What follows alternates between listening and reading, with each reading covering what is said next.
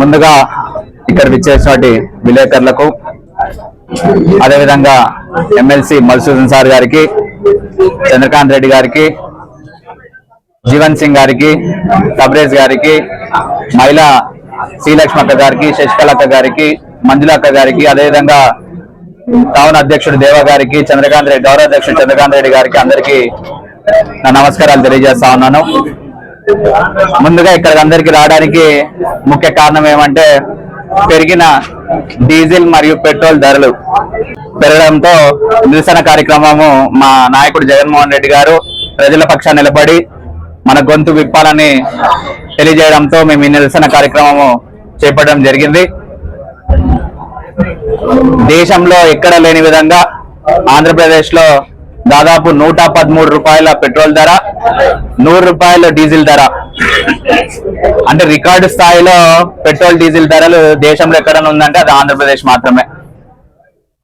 ఎందుకంటే సామాన్య ప్రజల మీద ఇవన్నీ భారం పడబోతుంది. ఏ విధంగా భారం పడుతుంది అంటే చిన్న స్థాయి నుంచి ప్రతి ఒక్కరు, రైతుల దగ్గర నుంచి చేసుకునే కూలీనాలు చేసుకునే కర్షకుల దగ్గర నుంచి అందరి దగ్గరగా వాళ్ళ మీద భారం పడబోతుంది అనేది కూడా నేను తెలియజేస్తా ఉన్నాను. ఇందాకే మధుసూదన్ సార్ గారు చెప్పడం, వ్యాట్ ఆంధ్రప్రదేశ్ వ్యాట్ ధరలు ఎలా ఉన్నాయంటే 31% పెట్రోల్ మీద, 22% డీజిల్ మీద, అంటే దగ్గర పెట్రోల్ మీద 4 రూపాయలు, డీజిల్ మీద 3 రూపాయలు ఆల్రెడీ స్టేట్ గవర్నమెంట్ వ్యాట్ అనేది దాని మీద ఉంది. అదనంగా రూపాయి రోడ్ డెవలప్మెంట్ కింద సెస్, రోడ్ డెవలప్మెంట్ సెస్ అని చెప్పి విధించింది. అంటే దగ్గర 5 రూపాయలు 4 రూపాయలు స్టేట్ ట్యాక్స్ లో ఉన్నాయి. ఇవన్నీ తగ్గిస్తే కూడా ప్రజలకు మేలు జరుగుతుంది అనేది కూడా నేను తెలియజేస్తా ఉన్నాను. ఎందుకంటే సామాన్య ప్రజలు కష్టపడుతూ ఏదో కూలీనాలు చేసుకునే వాళ్ళు కూడా ఈ రోజు ఏదైనా పనికి పోవాలంటే, దూర ప్రయాణాలు పోవాలంటే కూడా ఈ బైక్ లో కూడా ఇబ్బంది పడే పరిస్థితులు ఉన్నాయి. వాటినన్నీ కూడా ప్రభుత్వం, ఎందుకంటే ఇది మనం కూటమి ప్రభుత్వం ఫస్ట్ నుంచి చెప్పడం ఏంటంటే ఇది డబుల్ ఇంజన్ సర్కార్ డబుల్ గా పెంచుతారు రేట్లు కూడా, ఏ ఇబ్బంది లేకుండా 3 రూపాయలు డైరెక్ట్ గా. అది ముందే పెంచిండొచ్చు కదా, వార్ జరుగుతుంది అనేది ఎప్పుడో తెలుసు అందరికి. కానీ అప్పుడు జరిపితే 5 స్టేట్ల ఎలక్షన్లు వాళ్ళకి ఇబ్బంది, అప్పుడేం ఇబ్బంది ఉండదు. ఇప్పుడు పెంచారనుకో ఏం బాగానే అయిపోయింది కదా, పని అయిపోయిన తర్వాత జనాలు మర్చిపోతారులే ఏముంది అనే ఉద్దేశంతో వీళ్ళు ఇప్పుడు పెంచడం జరిగింది. అంతేకాకుండా సిఎన్జి మీద కూడా 2 రూపాయలు పెరిగింది. ఎవరైతే ఆటోలు, గ్యాస్ ఆటోలు కానీ, కార్లు కానీ ఇవన్నీ వాడే వాళ్ళు కూడా 2 రూపాయలు పెరిగింది వాళ్ళకి కూడా.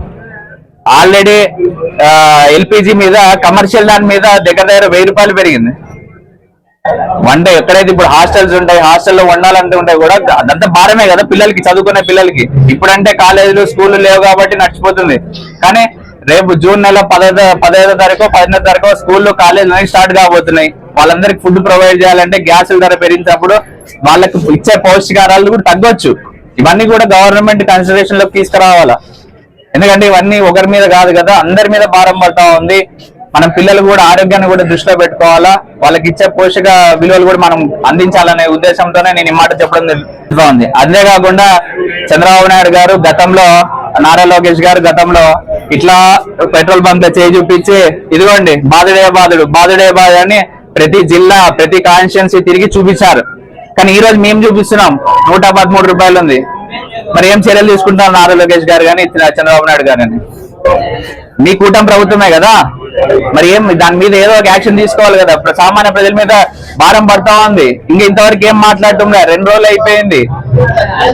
అంతేకాకుండా కుకింగ్ ఆయిల్, అప్పుడు గతంలో జగన్మోహన్ రెడ్డి గారు అది కుకింగ్ ఆయిల్ రేట్లు పెంచారు. ఈ రోజు కుకింగ్ ఆయిల్ రేట్ ఎంత ఉంది? 130 రూపాయల నుంచి 185 రూపాయలకు పెరిగింది. ఎంత పెరుగుతుంది అనేది ఒకసారి ఆలోచన చేయాలి. జనాలు కూడా ఒకసారి ఆలోచన చేయాలి. కూటమి ప్రభుత్వం వచ్చిన తర్వాత నిత్యావసర సరుకుల ధర ఎంత పెరుగుతా ఉంది అనేది కూడా ఒకసారి కూడా ప్రజలందరూ కూడా గమనించాలనేది కూడా నేను తెలియజేస్తా ఉన్నాను. అంతేకాకుండా వివిధ రకాలుగా వీళ్ళు గవర్నమెంట్ ఏర్పడినప్పటి నుంచి 2 ఏళ్ల నుంచి ఏవైతే సంక్షేమ కార్యక్రమాలు జగన్మోహన్ రెడ్డి గారు గతంలో ఇచ్చేవారో అవన్నీ కూడా కట్ చేసి ఏవీ లేకుండా, గతంలో అమ్మఒడికి జగన్మోహన్ రెడ్డి గారు 13,000 రూపాయలు ఇస్తే జే ట్యాక్స్ అని చెప్పి 2,000 తీసేసుకున్నాడు, దోచేసినాడు అన్నారు. అదే ఈ సంవత్సరం, పోయిన సంవత్సరము 15,000 ఇవ్వకుండా మళ్ళీ 13,000 ఇచ్చి జ్యోతి ఇప్పుడు లోకేష్ గారు ఎల్ ట్యాక్స్ తీసుకుంటారు అనేది కూడా నేను ప్రశ్నిస్తా ఉన్నాను.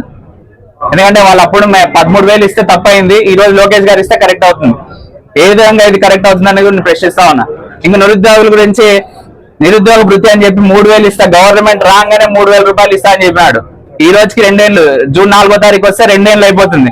2 ఏళ్ల నుంచి దాని గురించి ఊసే లేదు. ఇక మహిళలు పాపము మా అక్కలు అప్పుడు జగన్మోహన్ రెడ్డి గారు ఉంటే 18,750 రూపాయలు ప్రతి సంవత్సరం వచ్చేది. ఆయన వచ్చిన వెంటనే నీకు 15,000, నీకు 15,000, నీకు 15,000 అని చెప్పా. 15,000 లేదు, 18,000 లేదు. ఆ 1,500 నెలకు 1,500 లెక్క ఇస్తానన్నా, అంటే 18,000 ఏది లేదు. 2 ఏళ్ళు గాలి ఇవ్వా.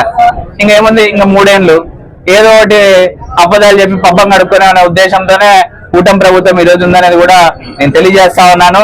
రాబోయే రోజుల్లో ప్రజలు ఖచ్చితంగా కూటమి ప్రభుత్వంకి బుద్ధి చెప్తారనేది కూడా నేను తెలియజేసుకుంటా ఉన్నాను. ప్రజలు కూడా వీటన్నిటిని గమనించి రాబోయే రోజుల్లో వైఎస్ఆర్ కాంగ్రెస్ పార్టీ నాయకులతో కలిసి ఇట్లాంటి నిరసన కార్యక్రమాలకు ఇచ్చేసి మన బాధను తెలపాలనేది కూడా నేను ప్రతి ఒక్కరికి విజ్ఞప్తి చేస్తా ఉన్నాను.